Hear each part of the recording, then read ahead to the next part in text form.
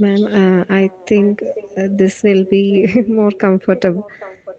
I think Okay, okay, okay, that may be time consuming, I think. So. okay, okay. Then let it be like this. Hmm.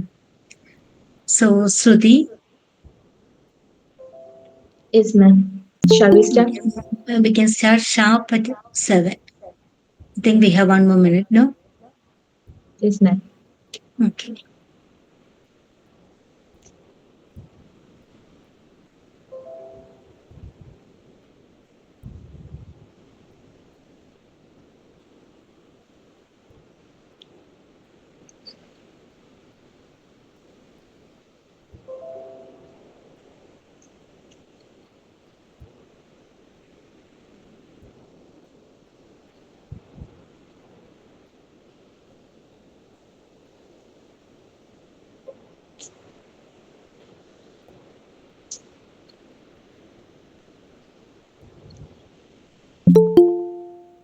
Can we start now?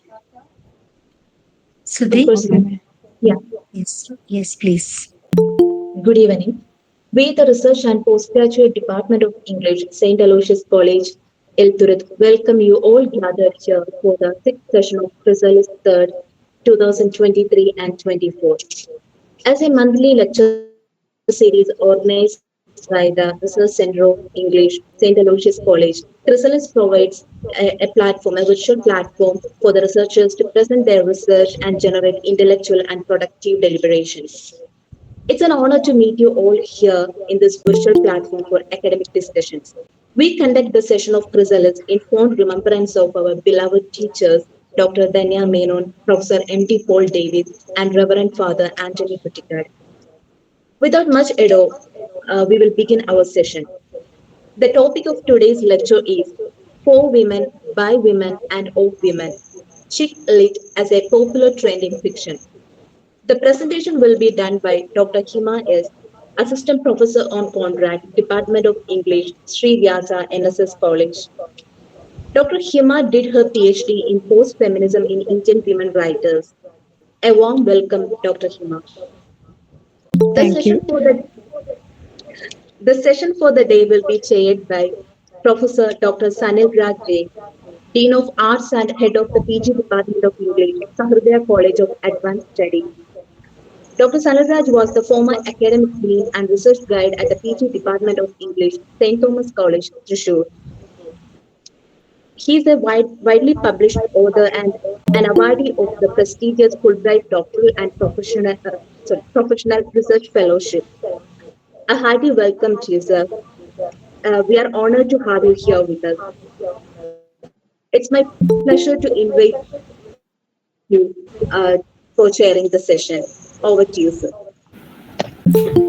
Thank you, Shruti. First of all, I extend my gratitude to Dr. Betsy for inviting me to chair this session. And warm welcome to all the professors, research supervisors, research scholars, and dear students. Today we have Dr. Hima S. with us to make a presentation on Sikh literature as a popular trend in fiction. So while she was doing her research, of course, she was very studious and she was working more on women writers and all. And it is quite commendable that she's continuing her research still with the young women writers, Sikh literature. Okay, so like this invites much interest, especially in the field of research, because this is an unexplored area of research, and maybe there are a lot of opportunities for the people, especially youngsters like you, to continue further or further your research in this area. Anyway, so it is so great that no Hima is after this topic, and we are getting an interest to something new because this area has been of as a little runner got the academic attention maybe some 2 decades back. So this is from the kind of research of made tells me. Okay, so over to Hima. So best of luck. So here we are all eagerly waiting for your presentation. And dear participants, please listen to the lecture very carefully. And after that, you can come up with your questions and queries and all, so that Hima will be satisfied with the kind of work that she has undertaken. So over to Hima. Okay, thank you, sir.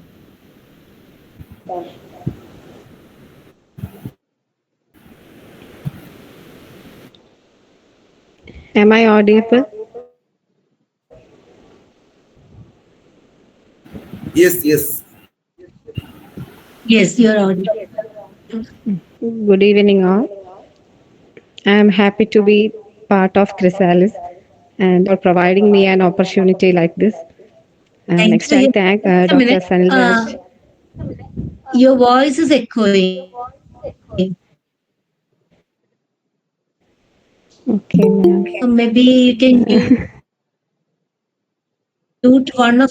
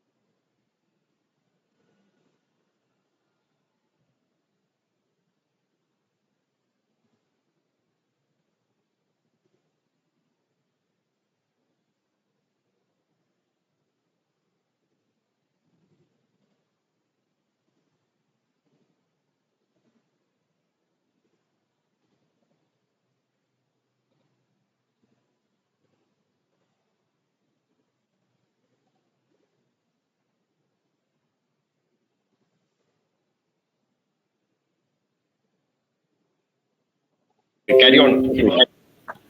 Okay.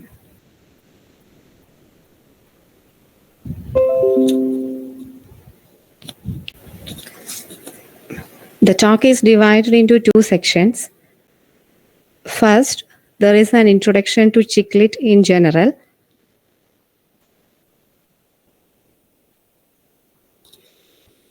Then, and next part about chick lit as a popular trend in Indian English literature.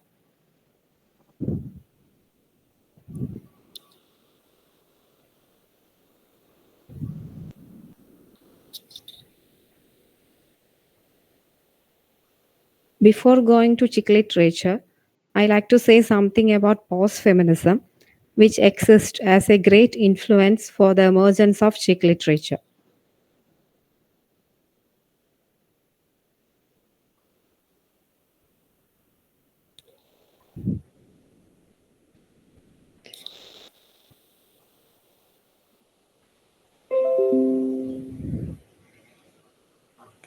Post-feminism is an ideology that developed after 1960s and was popularized by 1980s, and it is regarded as an extension of feminism. And the notion behind post-feminism is that women had gained equality, which was the destination of past feminists. So the new feminist must focus on something more. And post-feminism is a new form of empowerment, individual choice, independence, consumer culture, fashion, etc.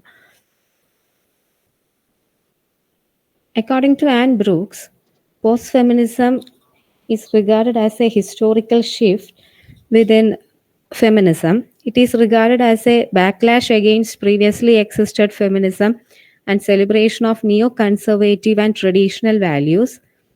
It seems contradictory and pluralistic discourse, and that is mainly located in the academic context of television, cultural studies, and in the context of media and popular media, popular culture, and consumer culture.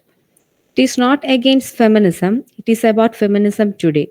The literature on post feminist theory is well illustrated in chick lit novels.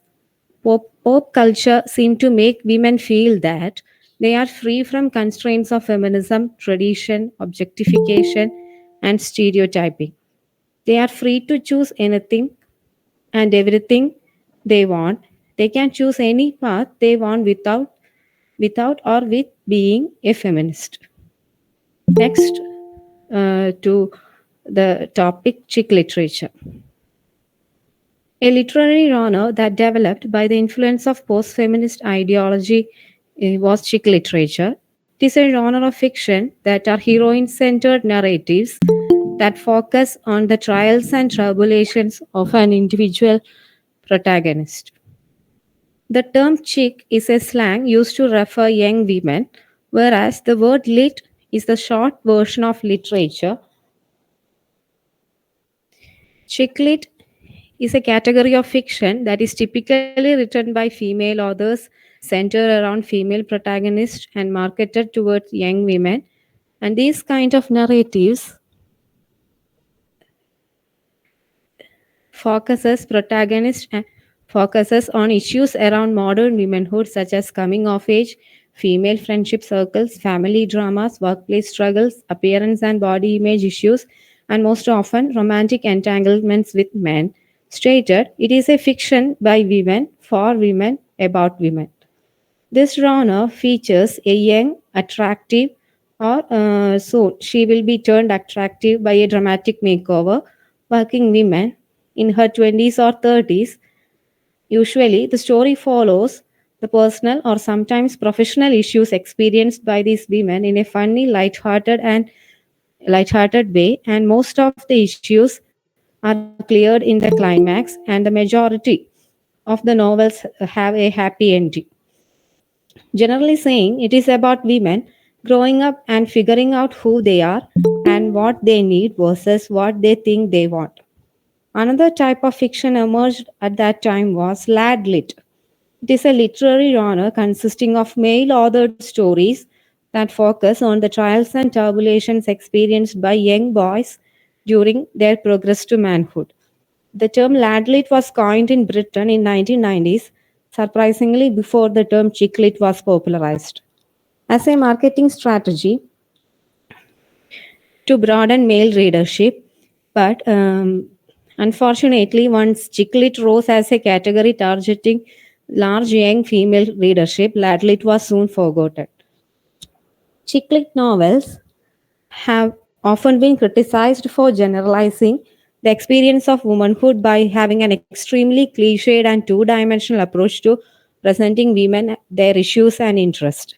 This argument of chick literature generalizing the female experience is because this genre has an extremely standardized set of characteristics and themes. Next, the talk discusses on some general features of chick lit. As mentioned earlier, this type of fiction surrounds on female protagonists. These novels are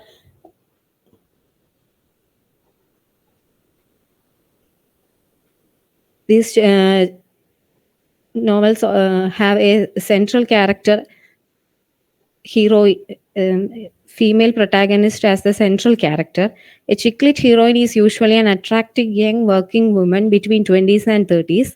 She is depicted as a strong, relentless, independent, assertive woman. From the story's beginning, the protagonist usually works towards achieving something and is passionate about her dreams and career aspiration. Even though the protagonist may have certain flaws, overall, they are likable. And next feature is about the setting of these novels. Most chick lit novels are set in urban locations to add to heroine's exciting, fast-paced, glamorous lifestyle. Often, the protagonist struggles with modern-day issues that can only occur in urban cities.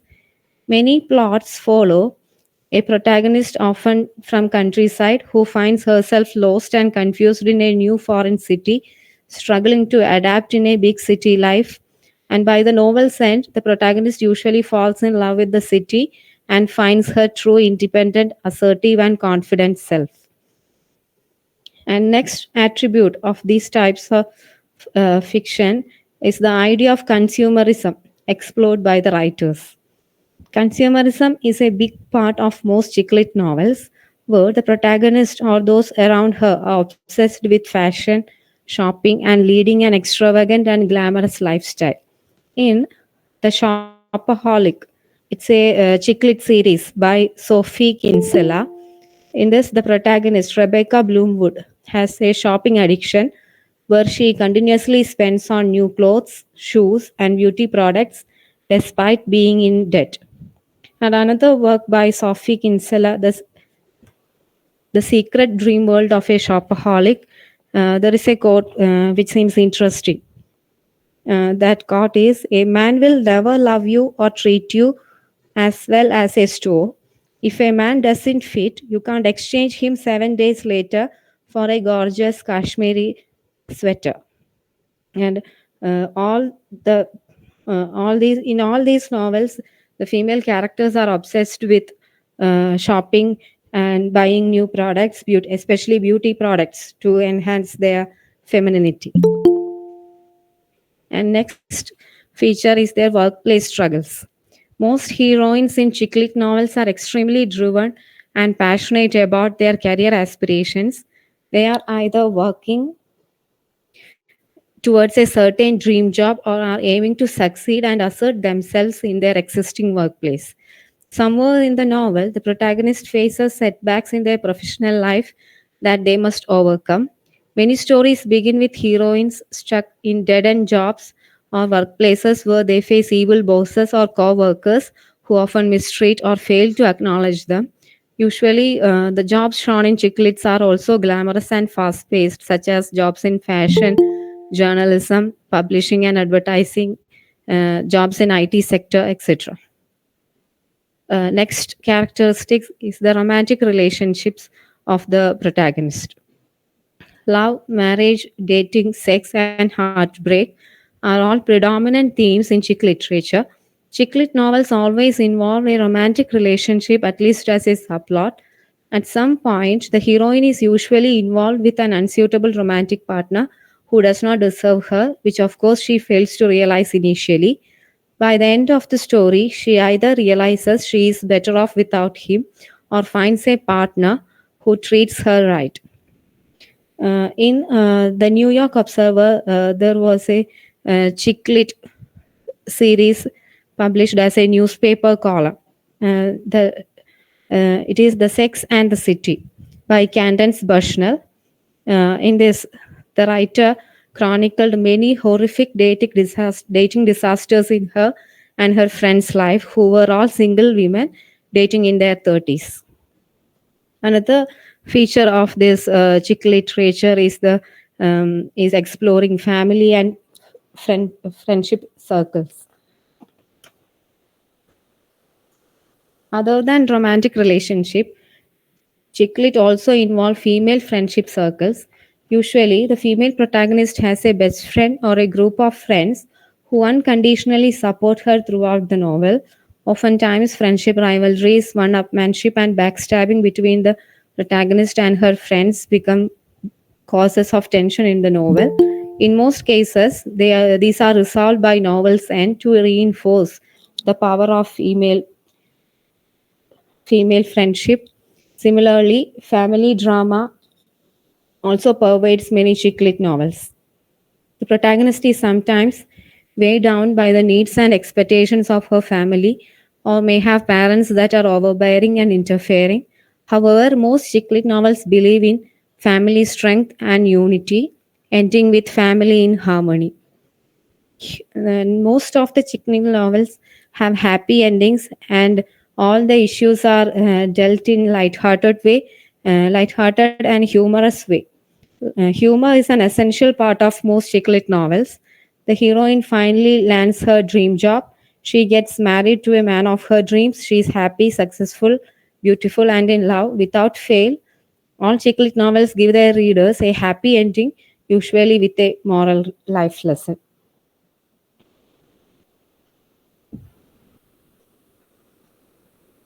And I like to mention two chick lit works. First one is Bridget Jones's Diary by Helen Fielding. Helen Fielding's Bridget Jones's Diary is regarded as the first ever chick lit book and is credited for introducing the chick lit genre to the literary scene. It is written in the form of a personal diary. The plotline takes readers through an exciting, turbulent love life of Bridget Jones, a career-focused 30-year-old woman who is obsessed with losing weight and finding love.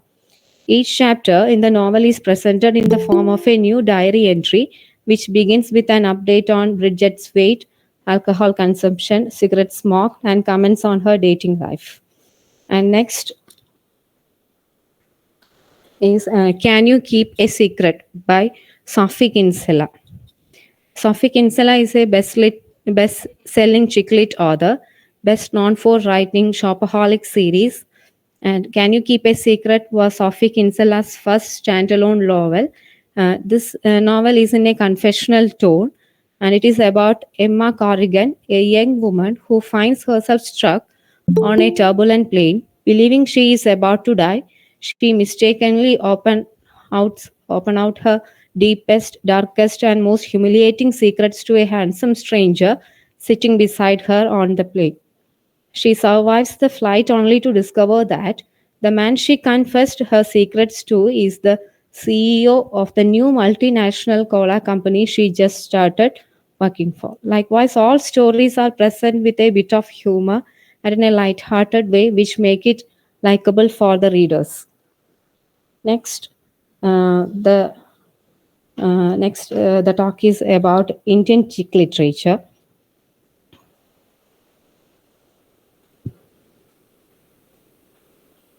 It is interesting to note that the time when the chick lit genre in the West was losing its hold with readers, in India, this genre was finding a readership and a market that was growing exponentially. The popularity and sales of chick lit in North America, UK, and Europe witnessed a corresponding rise of this genre in India during the first 2 decades of 21st century. The success of other popular literary genres such as campus novels, mythological thrillers, sci-fi fantasy, and the stardom of writers such as Chetan Bhagat and Amish Tripathi, chick lit in first half of the millennium became a major draw for urban middle-class educated women writers to try their hand at. As more and more of such novels got published, there emerged a group of women writers on the Indian literary scene who began to be labeled by media and readers as Desi chick lit or even Ledki lit.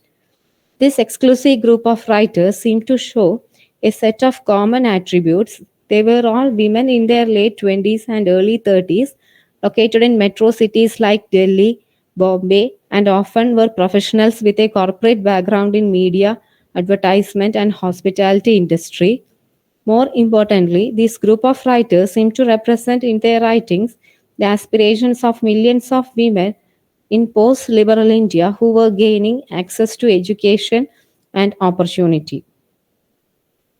Advaita Kala, Anuja Chauhan, Swati Kaushal, Rajashree, Amulya Maladi, Meera Sayal, and many more writers are included in this group. Their writings capture the new Indian woman of the 21st century who are ambitious, confident, career-driven, wanting to live a life of their dreams. Desi chick lit, therefore, may have taken its inspiration from Anglo-American trend of chick lit as it evolved with its unique set of themes, conventions, tropes, and style.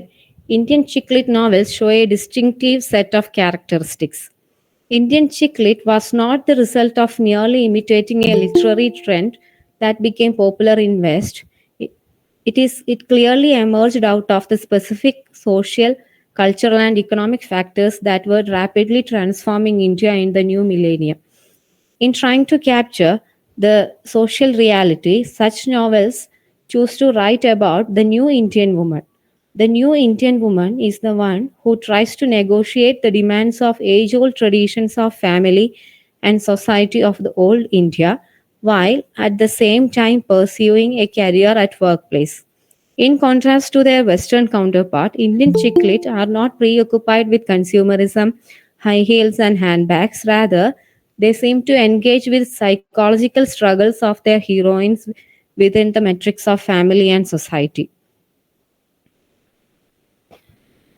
These novels focus on the tensions and conflict that are ridden in the lives of New Age Indian women in a post colonial context. While finding the right partner and getting married continues to be the dominant preoccupation of women portrayed in the novels, there is also an added challenge of getting a lucrative job and becoming financially independent. In many of the cases, the protagonists whose careers are shown to be in the world of fashion, marketing, or advertisement industry, the salaries they bring home make a substantial difference to the lifestyles of the entire family. So, doing a power packed job and occupying an office position of authority is shown to empower them at workplace and bestow a professional status. Indian Chicklit, therefore, is narrative of the postmodern Indian woman who seeks fulfillment both at home and at workplace. Post 1980s, the winds of globalization and liberalization transformed not only the market economy but also altered the social and cultural practices that define the daily ebb and flow of life. The spaces of the individual, family, and community have undergone sweeping changes. The streak of individualism, collapse of joint family system, and the rise of nuclear family, the rise of mall culture, and increasing buying capacity of middle and upper classes were some of the sociological factors that have led to the weakening of the hold of traditional structures of society. The image of shining India became a celebratory signifier of the success of the post-colonial nation. In the midst of such drastic transformation, the position of women in society has shown great improvement. Women have more choices and alternatives today, both in their personal and professional lives, than in any other age. With access to education, new career opportunities, particularly in the IT and BPO sectors, along with the increasing ease of mobility, Indian women, at least the affluent, urban, and educated, are enjoying freedom along with purchasing power. With this background of tremendous social political change, that we need to examine the popularity of Chicklit, not simply as a literary phenomenon, but a cultural practice of social empowerment and economic mobility of women. This literature represents a minuscule of India's reality. The city girl in the age group of 20 to 30s whose empowerment is reflected in her ATM card, her branded clothes and shoes, and her eating out at expensive restaurants. And not only that, these books are consumed as a status driven product by a readership that is elite and exclusive in terms of class and social position. Chicklit has become an extremely popular genre because it talks about the lives of everyday working young women and men, their careers, dreams, financial security, family, etc. The youth between the age of 25 to 40 live in metropolitan cities of India, representing the socio-economic transformation that is taking place in the present century. This type of literature is significantly composed of stories of young women residing in metropolitan cities, educated and working, truly independent, full of aspiration. Moreover, this exposes a brand of feminism that is distinctly Indian. Writers like Swati Kaushal, Rajasri, Anuja Chauhan, and most of the writers who in this category of fiction project their heroines in a way that uh, unlike their sisters abroad, these writers highlight the complexity of Indian society and the position of women in Indian society. And they try to redefine this Anglo American trend in an Indian way. And another category, while talking about the Indian chick lit, another category emerged at that time was diasporic chick lit, that the writings or works by migrated women writers who are settled abroad in US, UK, and Canada, who were especially software engineers, doctors, technocrats, and academicians, those who migrated to these continents and produced a number of protagonists like professional women settled in West. Indian women professionals in US and UK have grabbed the opportunity for writing stories about young people like themselves, tackling career, love, and lifestyle with humor. Diasporic chick lit writers include Kavita Daswani, Sonia Singh, Amulya Maladi, Anita Jain, Anjali Joseph, and others. The Indian diasporic chick lit signaled these themes, sharing some narrative styles like arranged marriage, traditions, rituals, family ties, and all. In all chick lit novels, there is a combination of tradition and modernity. There is a balancing between traditional values and modern values.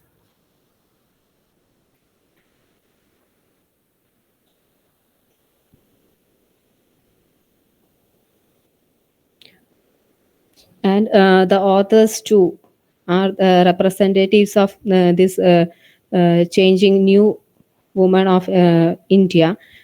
And like their authors, the women protagonists of the stories are urban, educated, and professionally successful, and also independent, free-thinking, who embody dreams and aspirations of millennial Indian women. Indian chick lit heroines are not sentimental VPs who are constantly looking out for a man to be their provider and comforter. They are women of substance who, with their brains and beauty, boldly stride ahead to make their mark in the world. They epitomize the new age woman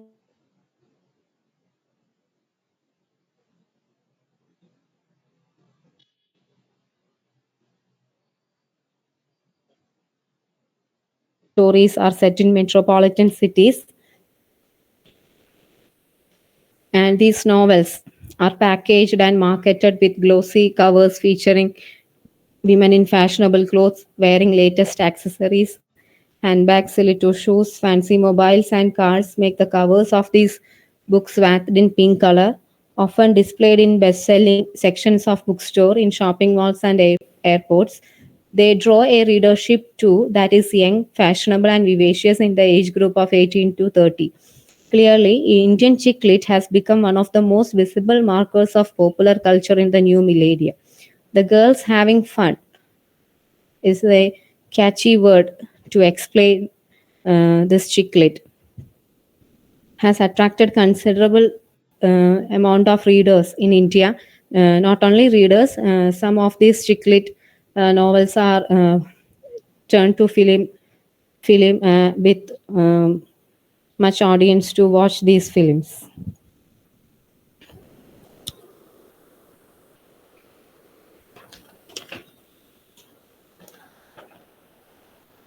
These new age writers of this millennium show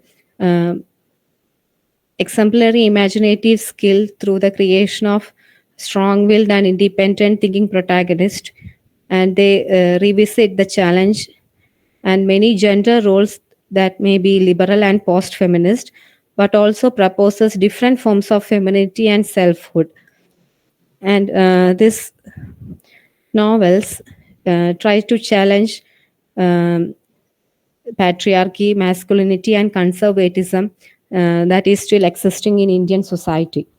The stories also show the search for happiness and self realization for women, which lies not completely by cutting themselves from tradition. Indian chick lit proposes a post feminism that is forward looking as well as pragmatic. It's popular. It invents its popular narratives within feminism that is neither an uncritical acceptance of the process of globalization and market consumerism, nor a sacrifice of tradition. And like Chiclet Invest, Indian Chiclet has evolved into a distinctive genre with its own identity, reputation, and a place in the world of writing and reading. And it proposes a middle path between tradition and modernity. There is a mixture of tradition and modern values. And these protagonists and the writers too have faith in Indian cultural tradition, and they value family and other traditional values, whereas they have a modern outlook towards life. And to conclude, the mainstream Indian literature written in English generally portray women as victims of patriarchal Indian society, and we have dozens of women writers who are writing about women-related issues in India. But the contribution of Desi Chiclet is they portray not the plight but the change. The change that has happened in the condition of Indian women. It cannot be denied that things are changed and still changing for many women, especially in cities and educated families. In today's India, particularly in urban setup, a girl child of the family gets equal opportunities and freedom in all matters. These novels present in front of the audience the independent, educated, single working women who are free from the root level gender specific constraints in India.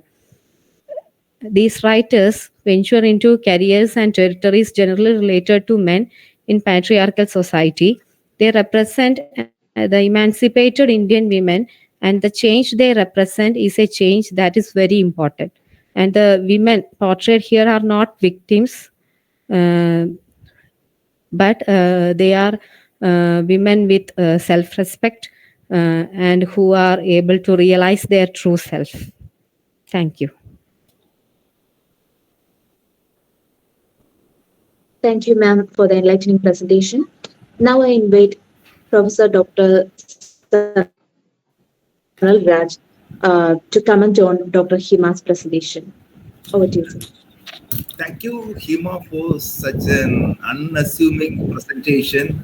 Of course, this is a new area, and maybe I think Hima is more into this topic because the writers, especially the Indian writers, are of her age. Maybe she belongs to that category of writers, and maybe she may be a fan. I don't know. But it was quite interesting to know who these writers are. For example, you took us into you introduced the topic, then you elaborated upon it, and for example, you told us about the features of these chick writers and who are the protagonists of these stories and the amount of struggle they experience in different places, their struggles. So, the varied themes you introduced to us, and actually, this is a genre that features, I think, female protagonists, and yes. they undergo the complexities of modern life or love or relationships, right?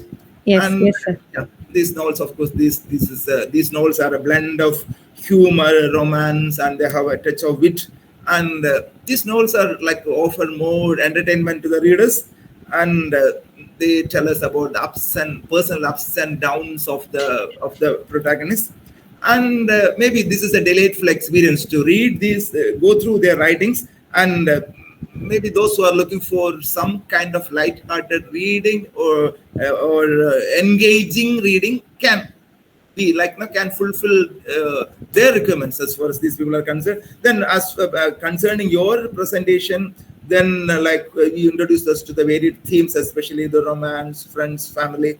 But what is very interesting was that we came directly into the Indian context, and we were talking about the diasporic writers and who are the different category of writers. And you said that they maintain their own identity and they are not mere imitators of the West. Okay, and they are the new age woman. Okay, and again, you presented their conflicts, but at the very same time, they are not victims. They are contented women. They have have a lot of success stories to tell, I think. Okay, so now it is up to the participants to come with your questions to with your queries, your suggestions, or you can have more clarification. Okay, so now over to you. I think Shruti can call the participants. Okay, thank you, sir. We have one respondent for today's session. I invite Dr. Geeta Joni for her response on Dr. Hima's presentation.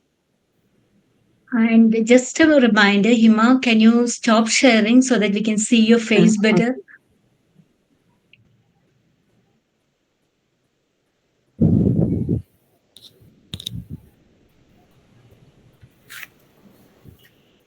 Ms. Geeta. Let me start by congratulating Dr. Hima. Thank you for a very systematic presentation, because you divided your presentation into two sections. You started with an introduction of post-feminism, which I feel that you have laid a very strong foundation for your presentation.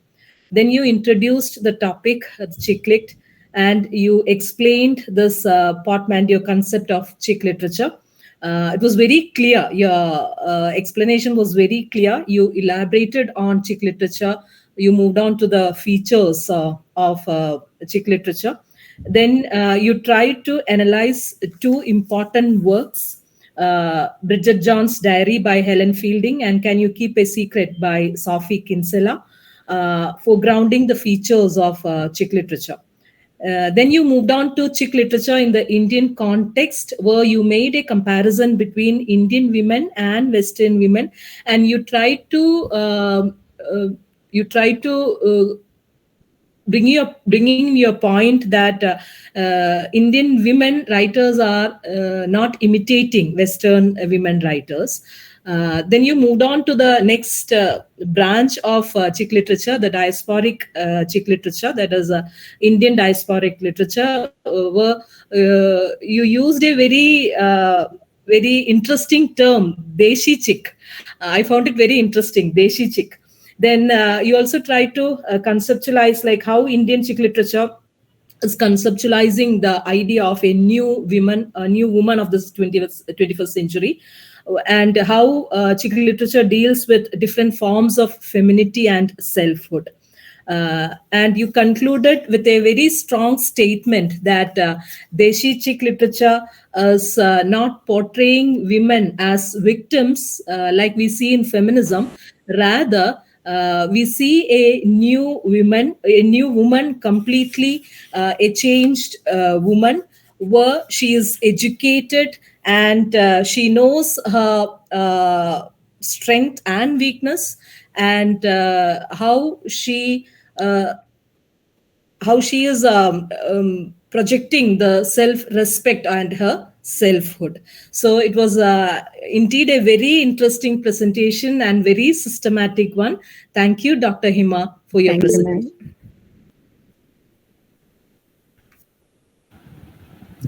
Okay, Hima, here is a very interesting question, because now I could see in the comment box, and it says that now this very term chick is derogatory and sexist, and maybe you can answer. The chick usually is a informal way to address a young woman, but this chick lit, when this genre was introduced, it gained much popularity, and I think now it is not used as an informal way, in not a derogatory aspect.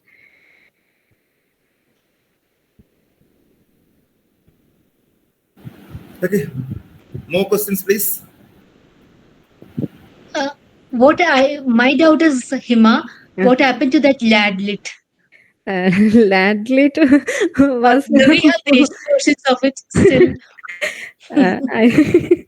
I think when chick lit came and more readers are behind these types of novels, ladlit was forgotten. I think so. I think someone can research on ladlit. What happened to it? It's an interesting subject. Okay. I think Dr. Nandakumar has raised a hand. No, I was just acknowledging those words when Hima welcome to me. That's all. I did not raise my hand. Anyway, it was a good presentation, Hima. And as Jeetu just now said, it was a logical presentation, beginning with post-feminism and ending up with the diasporic Indian writers and all.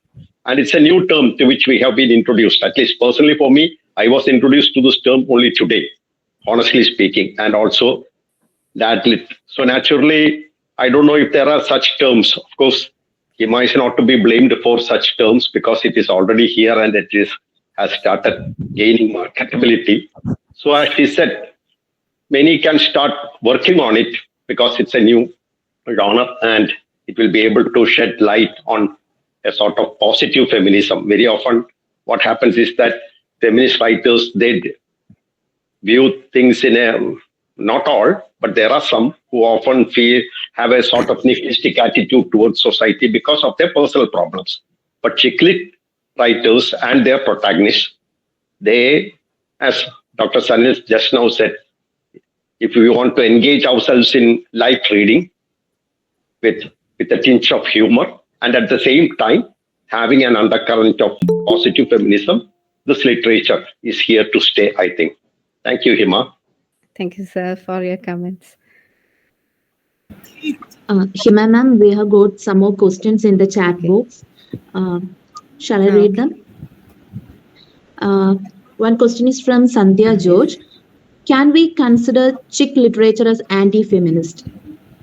Altogether, the post-feminist writers bear the blame of anti-feminist. But I think it is because they give more importance to femininity. What makes a woman female? What all female attributes by enhancing glamorous lifestyle, beauty, etc. Most of the feminists think that they are against feminism, but I think they portray a new type of feminism that was under the influence of media and popular culture, where media always celebrates female beauty, and these writers too are influenced by these concepts, I think.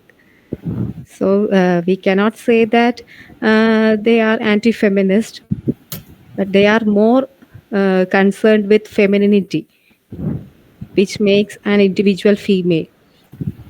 And this traditional feminist believe that femininity always draws women from achieving liberation.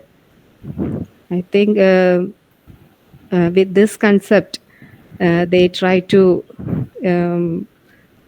blame that post-feminism and these chick lit are anti-feminist.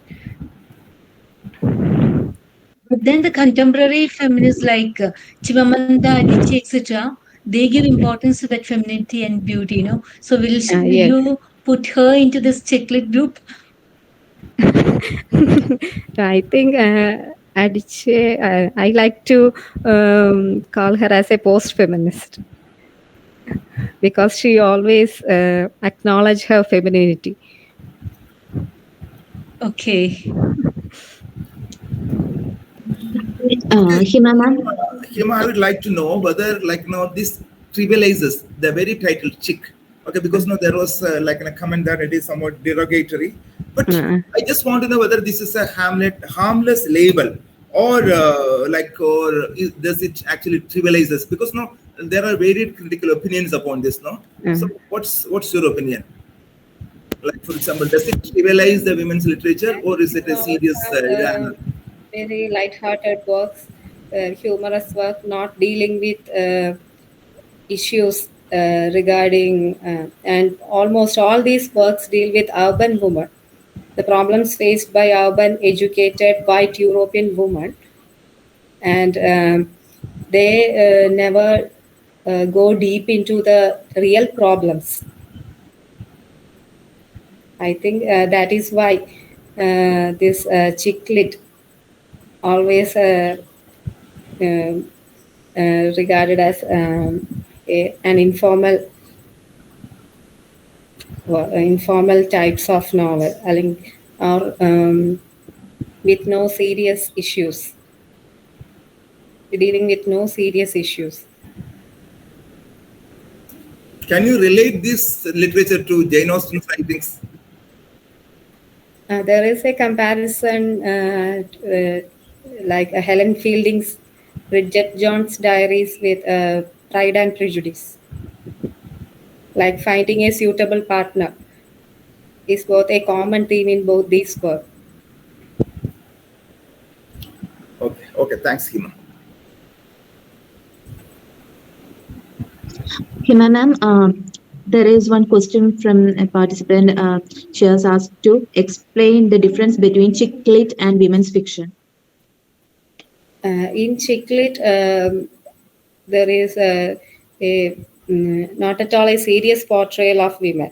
But in women's writing, women from different stratas of society are then the life of women from all classes are explored, I think.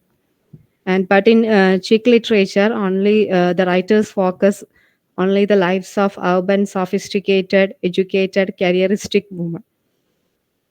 But women writers explored women from all classes, from lower class, from the Dalit class, from upper class, and from all parts of society, I think. I think some more serious depiction of women can be seen in women writers. But in chick lit, we only get the sophisticated picture of women.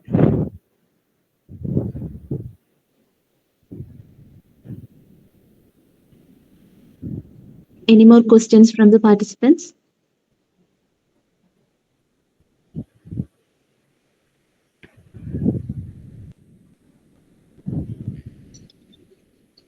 We have shared the link to join to our WhatsApp group in the chat box. So you can stay updated about future events organized by our research center and connect with other participants. So please join our WhatsApp group. The link is there in the chat box. Any more questions, please? No? Dr. Betsy? Yeah, there are some questions. I think in the chat box there are questions, more questions. Yeah, Shruti, please read out the questions. Sure, sir. Anusia Shivapande asked to explain the term neo-conservative in the context of chick lit.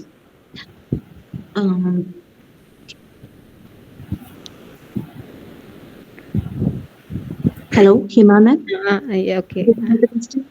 Neoconservatism means acknowledging the conservative values in a new context.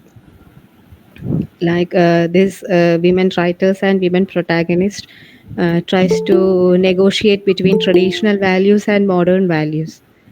And they follow for an amalgamation of both traditional conservative values and modernity in their lives. And they never sacrifice their family life, their culture, especially the Indian culture, the concept of family in Indian culture, marriage, and the life of a woman in Indian culture for new modern values. And these writers and these protagonists picturize a new type of traditional conservative values. That is that new conservative values I mentioned. I think it is difficult to incorporate these neo-conservative values now, because these writers are like they focus on the romantic and humorous aspects of life, right? Especially women's lives. Yeah, so they are more liberal. Although they are liberal, they never sacrifice these ancient concepts like family, especially the concept of family, which is deep rooted in our Indian culture, for the sake of modernity and for the sake of feminism. But then again, yes. Betsy ma'am, Betsy ma'am, continue. No, I just wanted to add that neoconservative is slightly different. They are bringing back all the old values. But here in Chiclet, what I find is a new sort of a family where the old conservative concept is actually dismantled unassumingly. That is what had come about, no? Where you find, especially in Sophie Kinsella and all that, you find suddenly that she is in control. She has agency. Wherein in old family system, especially in those old novels and all that, you find that the woman has agency, but then that agency is actually gained by such a lot of struggle. But here, these people have it easily, you know.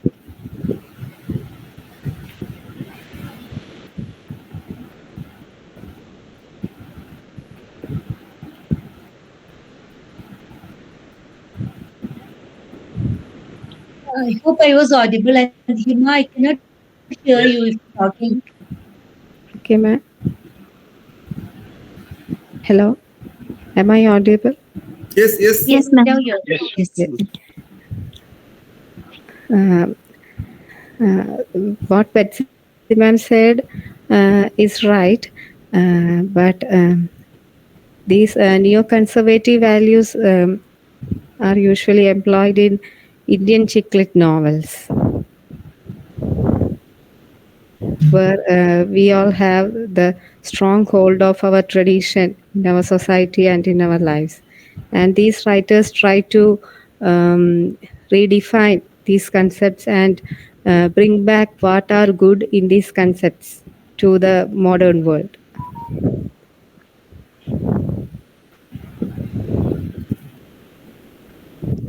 Ma'am, there are some comments about the term chick in our chat box. Dr. Veena Ravindra commented that chick is actually slang and surprisingly feminist writers have accepted it. And Narmada T says, chick is a slang term like honey. Women are addressed as honey. Chick is a similar term. Now, another question from a participant, Maria KP, is how the chicklet represent women in post-liberal India.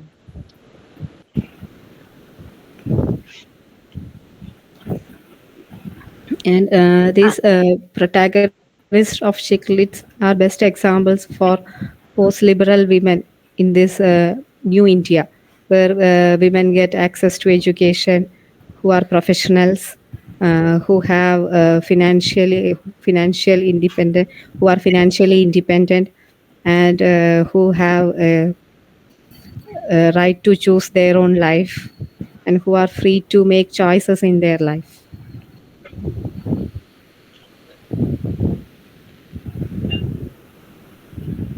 Okay, ma'am. How can we differentiate the themes of chicklet from romance fiction? This is question from Kartyayani S.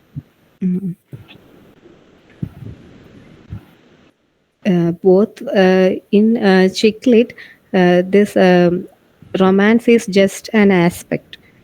The chick lit tries to include all the life struggles of a female protagonist, and romance is shown as only one aspect of that protagonist's life.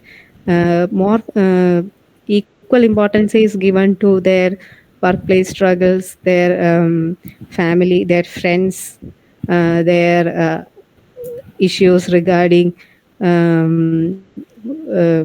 relationships, etc. But in romance fiction, I think more importance is to the romantic relationships of the protagonist and how they find a right partner, etc. Thank you, ma'am.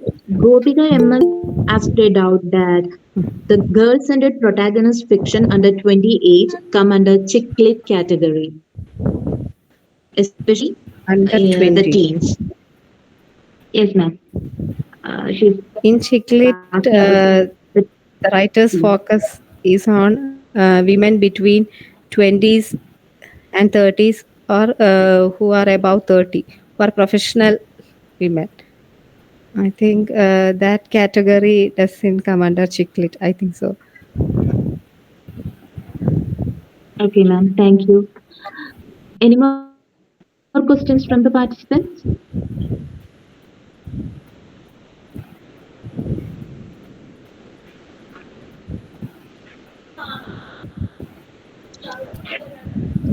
Okay, If Dr. nobody else, Betsy.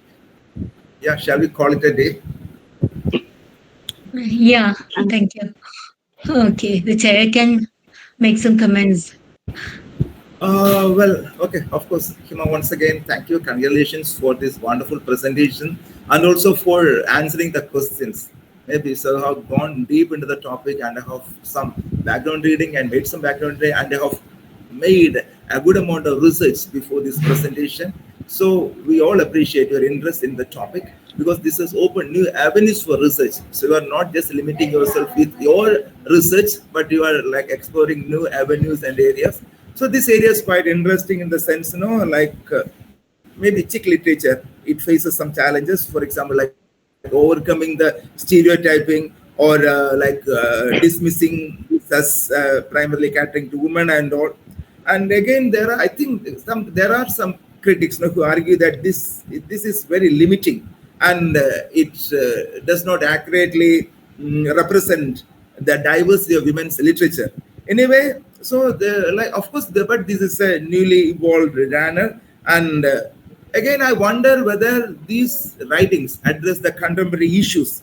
Anyway, but they are like the people who are going for some kind of light-hearted reading, or definitely this is going to be a very entertaining enterprise. Okay, so once again, thank you, Hima, for your wonderful presentation. Thank you. And thank you all the participants for your patient listening and also in raising the questions and all. And special thanks and congratulations to Dr. Betsy for arranging this program and also for running it continuously without any break. So and again appreciate the pains you take to arrange the people and again all the research scholars, especially from St. Aloysius College for making this event a great success. Thank you all. So thank you so much, Dr. Sanal. I know that it is a very busy time for you, and still you have come here and have made this day a great day for all of us. Thank you so much. And thank you and congratulations to Hima. You have made a good presentation and you have made a very interesting topic more interesting with your presentation. Thank And you. I'm sure that everyone here will have a lot to take home from this 1 hour. So I'm really glad that you did this and I Thank you, invited ma'am. you for this. And for providing me this opportunity. And I should thank Dr. Nandakumar for being here and for participating in this so actively. And there are so many other teachers here. And I should thank all of you here and all the research scholars from all over India. Dr. Pradeep Kumar is here, our supervisor, and okay, so many others. Dr. Joji Panikar was here. Okay, I'm not naming everyone. Anyway, thank you all. There are so many others too who are equally important, but I can't go on naming all these people. Anyway, and thank you all the research scholars, all the teachers and students, and all those who have been here to encourage us and to encourage Hima. And but you are here not just to encourage us, but because of your passion for knowledge, and we are very happy for that. And let me thank also all those who asked those questions. It is your passion, your intellectual sincerity that made you ask these questions. So we are very glad. The center, as such, is very glad for your active participation in this program. And let me also tell you that this center keeps on organizing such programs. The research center in English at St. Aloysius College. So please join in. Please also join our WhatsApp group so that we can tell you about somebody is asking for the feedback link, and the feedback link is here in the chat box itself. And please join our WhatsApp group so that we can inform you about all the programs that we are to conduct from the center. And if any one of you is interested in making such presentations, please text me personally. We are making a panel of presenters, of future potential presenters. So please text me personally. So let me thank everyone here once more, and thank you for the organizing team, especially Shruti, Atulya, Meera, Nima, Reshma, and all the others. So once more, thank you for all the participants, and have a great day, Dr. Sanal and Dr. Hima. Thank you. Thank you all. Thank you, ma'am. So the meeting is discussed.